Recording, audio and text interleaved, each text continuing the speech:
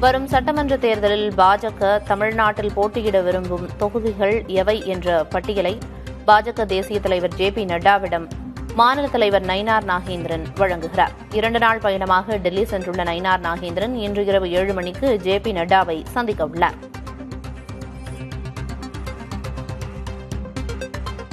விவரங்களை வழங்குவதற்காக செய்தியாளர் விக்னேஷ் முத்து இணைப்பில் இருக்கிறார். விக்னேஷ் முத்து, கூடுதல் விவரம் என்ன? சட்டமன்ற தேர்தலுக்கு பாரதிய ஜனதா கட்சி ஒரு பக்கம் விறுவிறுப்பாக தயாராகி வரக்கூடிய நிலையில் பாரதிய ஜனதா கட்சியின் மாநில தலைவர் நயினார் நாகேந்திரன் 2 நாள் பயணமாக இன்று காலை டெல்லி புறப்பட்டு சென்றிருக்கார். டெல்லியில் பல்வேறு நிகழ்வுகளில் அடுத்தடுத்து அவர் கலந்து கொள்ள இருக்கக்கூடிய நிலையில் இன்று சரியாக 7 மணி அளவில் பாரதிய ஜனதா கட்சியின் தேசிய தலைவர் ஜே பி நட்டாவை நேரடியாக சந்திக்கிறார். இந்த சந்திப்பு முழுக்க அரசியல் ரீதியாக சந்திப்பு என பாஜக தரப்பில் தெரிவிக்கப்பட்டிருக்கிறது.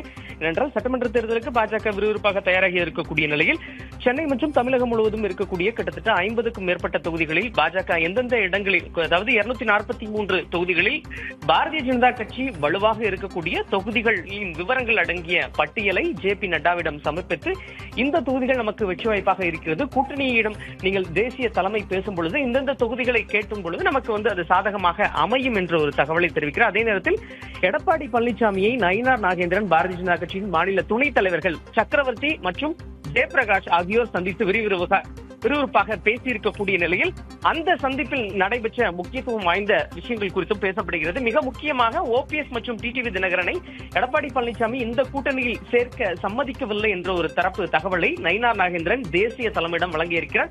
ஒருவேளை அவர்கள் தேசிய ஜனநாயக கூட்டணியில், அதாவது அதிமுகவில் சேர்க்க அவர்கள் தயாராக இல்லாத பட்சத்தில் கூட்டணிக்குள், அதாவது தேசிய ஜனநாயக கூட்டணிக்குள் கொண்டு வர வேண்டுமா, அதற்கு தேசிய தலைமை என்னென்ன நடவடிக்கைகள் எடுக்கப் போகிறது, மறுபக்கம் பாஜகவுடைய தேசிய தலைவர்களான நிர்மலா சீதாராமன், அதே போன்று மத்திய உள்துறை அமைச்சர் அமித்ஷா, பிரதமர் நரேந்திர மோடி உள்ளிட்ட அடுத்தடுத்த தலைவர்கள் தமிழகம் நோக்கி வரக்கூடிய அந்த பயண திட்டங்கள் குறித்தும் விரிவாக ஆலோசனை என்பது மேற்கொள்ளப்பட இருக்கிறது.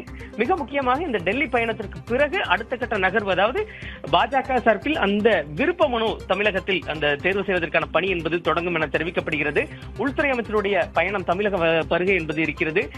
நயினார் நாகேந்திரனின் எழுச்சி தமிழரின் அந்த பயணம், அதாவது அவருடைய பாத யாத்திரைக்கான இறுதி நிகழ்வில் பிரதமர் நரேந்திர மோடி நேரடியாக கலந்து கொள்ள இருக்கிறார். தமிழகத்துக்கான புதிய திட்டங்களை மத்திய அரசு அறிமுகப்படுத்த இருக்கிறது. இப்படி முழுக்க சட்டமன்ற தேர்தல் ரீதியாகவும் தொகுதி பங்கீடுகள் தொடர்பாகவும் இன்று இரவு 7 மணி அளவில் இந்த சந்திப்பு என்பது நடைபெற இருக்கிறது. பிரியா, இன்றைய சந்திப்பில் என்னென்ன முக்கியமான விஷயங்கள் குறித்து முடிவெடுக்கப்பட இருக்கு, விருப்பப்பட்டியல் வழங்கப்பட இருக்கு அப்படின்னு குறிப்பிட்டீங்க. குறிப்பா எத்தனை தொகுதிகள் அப்படிங்கிற தகவல் ஏதேனும் இருக்கா?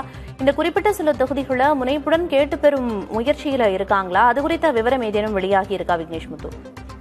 பாரதிய ஜனதா கட்சியை பொறுத்தளவு கடந்த சட்டமன்ற தேர்தலில் அவர்களுக்கு 20க்கும் மேற்பட்ட தொகுதிகள் வழங்கப்பட்டன. ஆனால் அவர்கள் 4 சட்டமன்ற தொகுதிகளில் மட்டுமே வெற்றி பெற்றன.